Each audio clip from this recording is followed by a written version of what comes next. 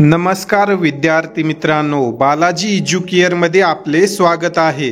विद्यार्थी मित्रांनो, या व्हिडिओमध्ये आपण महाराष्ट्रात सर्वात कमी वार्षिक फीस असलेले प्रायव्हेट MBBS कॉलेज पाहणार आहोत।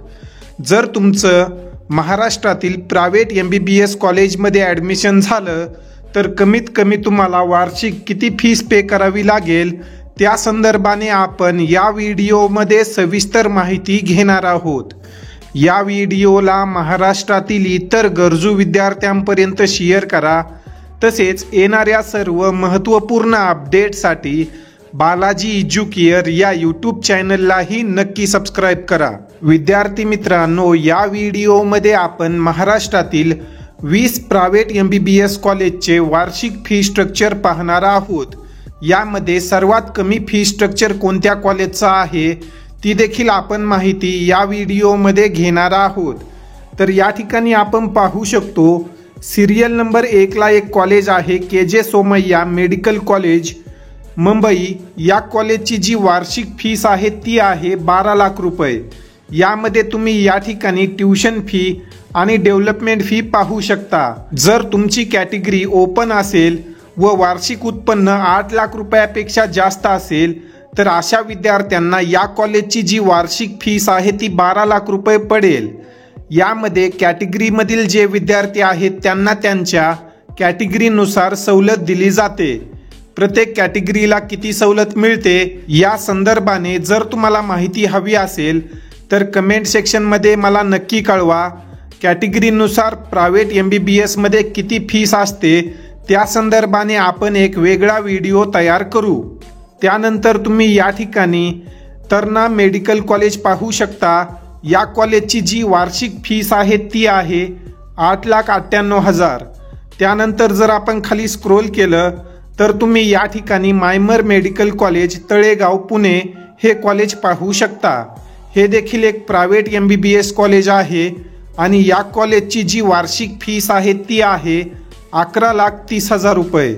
त्यापुढे जर आपण विचार केला तर या ठिकाणी तुम्ही पाहू शकता, नाशिक जिल्ह्यामधील एक कॉलेज आहे। या कॉलेजचं वार्षिक फी स्ट्रक्चर 11 लाख रुपये आहे।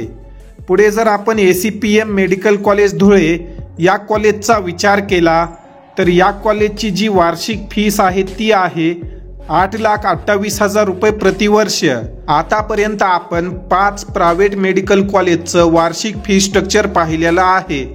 त्यानंतर जर आपण सिरियल नंबर 6 ला पाहिलं तर तुम्ही या ठिकाणी पाहू शकता, NKP Salve institute of medical science Nagpur हे एक नागपूर जिल्ह्यातील प्रायव्हेट MBBS कॉलेज आहे आणि या कॉलेजची जी वार्षिक फी आहे ती आहे 13,08,000 रुपये। ही जी फीस आहे ती ओपन कॅटेगरीमधील विद्यार्थ्यांसाठी आहे, ज्या विद्यार्थ्यांच्या पालकांचं वार्षिक उत्पन्न 8 लाख रुपयापेक्षा जास्त आहे। जे विद्यार्थी कॅटेगरीमध्ये आहेत किंवा ज्या विद्यार्थ्यांच्या पालकांचे वार्षिक उत्पन्न 8 लाख रुपयापेक्षा कमी आहे त्यांना त्यांच्या कॅटेगरीनुसार या फीसमध्ये सवलत मिळत असते। त्यापुढे जर आपण अमरावती जिल्ह्याचा विचार केला तर तुम्ही या ठिकाणी पाहू शकता, doctor Panjabrao Deshmukh memorial medical college Amravati. या कॉलेजची जी वार्षिक फीस आहे ती आहे 10,25,000 रुपये। त्यापुढे तुम्ही या ठिकाणी लातूर जिल्हा, अहमदनगर, पुणे तसेच जळगाव या जिल्ह्यांमधील कॉलेजचं वार्षिक फी स्ट्रक्चर पाहू शकता। या ठिकाणी सिरियल नंबर 11 ला आपण पाहू शकतो, doctor Ulhas Patil medical college Jalgaon हे एक प्रायव्हेट मेडिकल कॉलेज आहे व या कॉलेजची जी ओपन कॅटेगरीची वार्षिक फीस आहे ती आहे 7 लाख रुपये प्रतिवर्ष। यामध्ये जे विद्यार्थी कॅटेगरीमध्ये आहेत त्यांना त्यांच्या कॅटेगरीनुसार सवलत मिळून ही फीस आणखी कमी होऊ शकते। परंतु जर आपण प्लेन ओपन कॅटेगरीचा विचार केला की ज्या विद्यार्थ्यांच्या पालकांचे वार्षिक उत्पन्न 8 लाख रुपयापेक्षा जास्त आहे त्या विद्यार्थ्यांना 7 लाख प्रतिवर्षपर्यंत या कॉलेजमध्ये फीस भरावी लागू शकते। त्यानंतर खाली आपण पाहू शकतो, Ashwini rural medical college Solapur या कॉलेजची फीस आहे 9,86,000 रुपये। त्यानंतर जालना या ठिकाणी एक प्रायव्हेट मेडिकल कॉलेज आहे। या कॉलेजची देखील फीस 7,41,000 रुपयाच्या जवळपास आहे। पुढे जर आपण SMBT मेडिकल कॉलेजचा विचार केला, हे नाशिक जिल्ह्यामधील प्रायव्हेट MBBS कॉलेज आहे. या कॉलेजची फीस तुम्ही या ठिकाणी पाहू शकता, 12,42,000 रुपये प्रतिवर्ष आहे. त्यानंतर रत्नागिरीचा जर आपण विचार केला तर BKL वालवालकर मेडिकल कॉलेज या कॉलेजचं जे फी स्ट्रक्चर आहे ते आहे 10,59,000 रुपये प्रतिवर्ष.